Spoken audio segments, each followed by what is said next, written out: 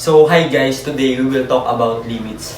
So before we start to our discussion, don't forget to like, share, and subscribe to our channel. If we hit 1,000 subscribers, we have a giveaway for scientific calculator.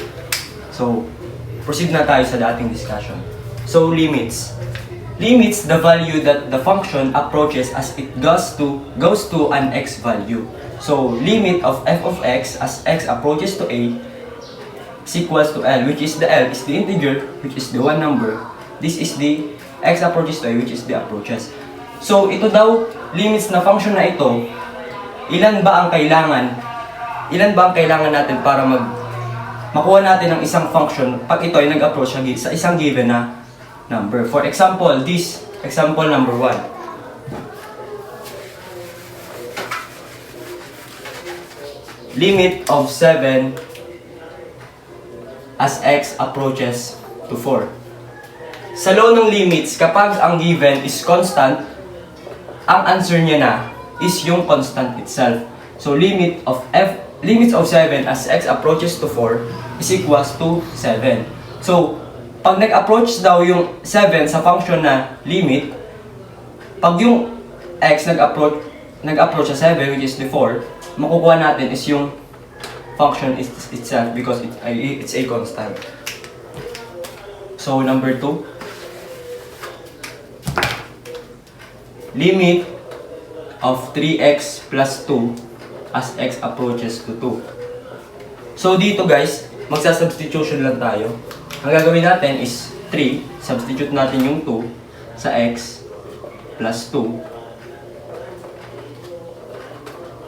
So 3 times 2, 6 plus 2 equals limit of x of 3x plus 2 as x approaches to 2 is equals to 8.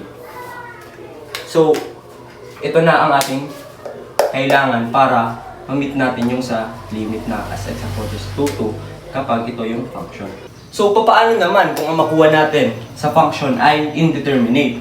For example, this example number 3. So, alam ko marami na sa inyo ang nalilito kung paano ba i-factor ang ganitong function, which is the cube na, difference of 2 cube or addition of 2 cube. So, paano ba natin siya ipa-factor? Sulat muna natin. X cube minus 8 all over x minus 2. So, limit siya as x approaches to 2. Paano ba natin ipa-factor ang isang cube na? So, ganito. Since the sign is negative, difference of 2 cube, dalawang positive na ang ating makikita. Plus and plus.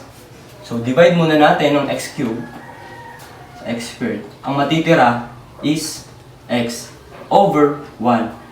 Ang 1 exponent, di na kailangan siyang isulat because understood na siya na may 1 siya sa exponent. So, ano ba ang cube root ng 8? 2. Anong sign niya? Negative. So, copy natin. 2. 2 times 2, 4 times 2, 8. So, ganito na. X times x, x squared. X times 2, 2x. Di-disregard na natin itong sign dahil positive and positive na siya. So, 2 times 2, 2 squared, is equals to 4. Ano nga ulit yung mapapansin natin? May magkaparehas na doon sa denominator and sa na-factor natin, which is x minus 2. So, sulat na ulit natin. Limit of x cubed minus 8 all over x minus 2 as x approaches to 2. Ano nga yung nakuha natin dito? X minus 2 x squared plus 2x plus 4 over x minus 2. Cancel na natin. Ang natira ay x squared plus 2x plus 4. Gagawin na natin yung substitution, which is x approaches to 2. So, 2 squared plus 2 plus 4. 2 squared, 4. 2 times 2, 4 plus 4. 4 plus 4 plus 4, 12. So, limit of x cubed minus 8 all over x minus 2 as x approaches to 2 is equals to 12. So, kapag mayroon kayong katanungan, ilapag lang ninyo sa comment section at sasagutin natin yan. So, bago